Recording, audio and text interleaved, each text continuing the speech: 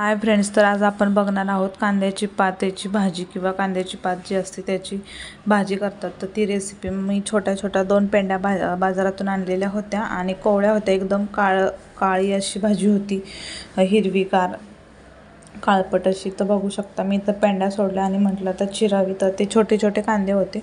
तर ते कांदे काही शक्यतो भाकरी किंवा चपातीसोबत भाजीसोबत खाण्यासारखे होते. मग ते काढून घेतले आणि मी आता जी पिवळसर थोडीशी साईडचे जी शेंडे होते तर ते पडलेले होते, तर ते मी कट करून घेतले आणि अशी बारीक चिरून अशी घेतलेली आहे भाजी. आणि कांद्याची भाजी खूप छान अशी लागते, बघू शकता. आणि मी चिरून झाल्यानंतर प्लॅस्टिकच्या पिशवीत ठेवली. संध्याकाळची चिरत होते आणि सकाळची ही टिफिनला करायची होती.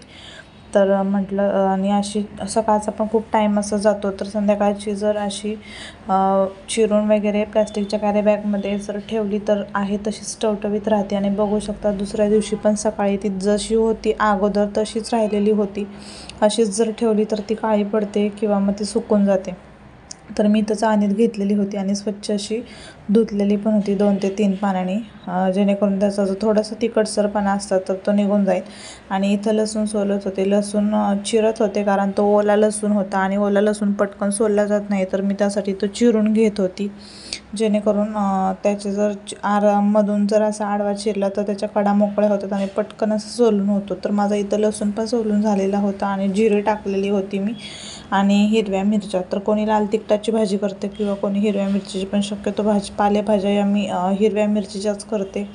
आणि लसूण, मिरची आणि जिरं एवढंच टाकणार होते ह्या भाजीत आणि खूप छान अशी भाजी लागते. तुम्ही पण नक्की ट्राय करून बघा अशा पद्धतीने, कधी केली नसेल तर. आणि मी आता मिक्सरमधून ते बारीक करून घेतलेलं आहे आणि आता भाजीसाठी मी तयार केलेलं आहे. तर भाजी आपण करूयात, बघूयात. प्रत्येकाची रेसिपी वेगळी होती. तर मी तर गॅसवर कढई तापत ठेवलेली आहे आणि कढईमध्ये मी तेल घालून घेणार आहे आता, जेणेकरून कढई जर चांगली तापली तर मग पटकन असं भाजून निघेल जो मसाला आपण केलेला आहे मिरचीचा, तर तो. तर इथं मी 2 पळ्या तेल घेतलेलं होतं. थोडीशी भाजी जास्त होती आणि पालेभाज्यांना हे थोडंसं नेहमी जास्त तेल असलं तर त्या खूप छान अशा खायला लागतात. तर जे मी बारीक केलेलं होतं लसूण, मिरची आणि जिरं, तर त्याची पेस्ट जी होती ती मी अगोदर घेतलेली आहे टाकून तेलात, जेणेकरून मिरचीचा जो कच्चेपणा असतो तो दूर होतो आणि लसणाचा पण दूर होतो. आणि तेलात जर भाजली ना तर तिखटपणा थोडासा वाढतो आणि त्याचा तो तिखटपणा असतो तो वाढतो आणि जो कच्चेपणा असतो ना तो जरासा कमी होतो. चांगली तेलात भाजली तर कमीच होतो. तर मी आता ते भाजून घेतलेलं आहे आणि त्याच्यानंतर मी तर हळद टाकणार आहे चिमूटभर. मी प्रत्येक भाजी हळद टाकतच असते, मग ती कोणती पण असू देत भाजी. हळदीनं खूप छान असा कलर येतो एक हलकासा, तर त्यामुळं मी हळद टाकत असते. आणि हळद टाकून घेतल्यानंतर मी सगळं हे परतून घेतलं आणि परतून घेतल्यानंतर जी निथळून ठेवलेली भाजी होती आपण ती घातलेली होती. बघू शकता भाजी थोडीशी जास्त आहे आणि पूर्ण पाणी वगैरे निथळल्यावर तर थोडीशी ती अजून आणखी वाटायला लागते, कारण ती फुलते अशी पाण्यात धुतल्यामुळे किंवा भिजवल्यामुळे. तर इथं माझी कढईत बघू शकता किती दिसत आहे भाजी. आणि ती जर थोड्या वेळाने बघितली तर ती अर्धी कमी होते. हा एक भाजीपाल्यांचा तोटा असतो की दिसताना खूप सारे असे दिसतात, पण ते केल्यानंतर खूप कमी असे वाटतं शिजत आल्यावर. तर इथं माझी सगळी भाजी घालून झालेली होती आणि भाजीत मी मुगाची डाळ टाकणार होते. काही चणा डाळ पण टाकतात, पण मी भिजवलेली नव्हती. शक्यतो मी मूग डाळच टाकते भाजीत.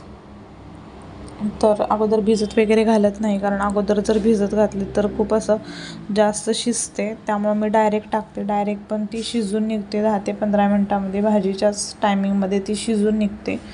तर आता मी हे सगळं एकत्र करून घेत आहे आणि पालेभाज्यांना थोडंसं नंतर मीठ टाकायचं, कारण काय होतं की त्या कमी होतात आणि मिठाचा अंदाज आपला परफेक्ट येत नाही. ज्यांचा परफेक्ट अंदाज आहे त्यांनी लागलीच घातली तरी पण चालेल, पण माझा थोडा इम्बॅलन्स होतो, कधी कमी जास्त होतं. तर त्यासाठी मी शक्यतो नंतरच घालते आणि घालताना कमी घालते, लागलं तर नंतर घालता येतं. तर मी मीठ पण टाकून घेतलेलं होतं आणि त्यानंतर मी झाकण ठेवलेलं होतं आणि झाकण ठेवल्यानंतर मी 5 ते 7 मिनटांनी बघितलं तर बघू शकता भाजीला चांगल्यापैकी पाणी सुटलेलं आहे, कारण ते मिठाचंच पाणी होतं आणि त्यातच ती आपली डाळ जी आहे ती पण शिजून निघते. तर मग मी असंच बघू शकता हे पाणी आहे ना त्या पाण्याचं डाळ शिजून निघले. तर मी परत झाकण ठेवलेलं होतं आणि झाकण ठेवून परत 5 ते 10 मिनिटांनी बघितलं तर इथं आपली भाजी रेडी झालेली होती. खूप छान अशी लागते. बघू शकता अगोदर किती दिसत होती आणि आत्ता किती दिसते आहे. तर पालेभाज्या शिजून कमी होतात. तर अशी ही रेसिपी आहे आपली. आणि त्यानंतर मग टाईम होता तर म्हटलं शेंगदाणे पण सोलावेत. तर मी इथं माझे शेंगदाणे सोललेले होते, जे की भाजीसाठी रेडी असले की पटकन होतात. आणि ग्रेप्सचा सीझन चालू झालेला आहे तर ग्रेप्स पण आणणं होतं. अजून एवढासा सीझन चालू झाला नाही आहे,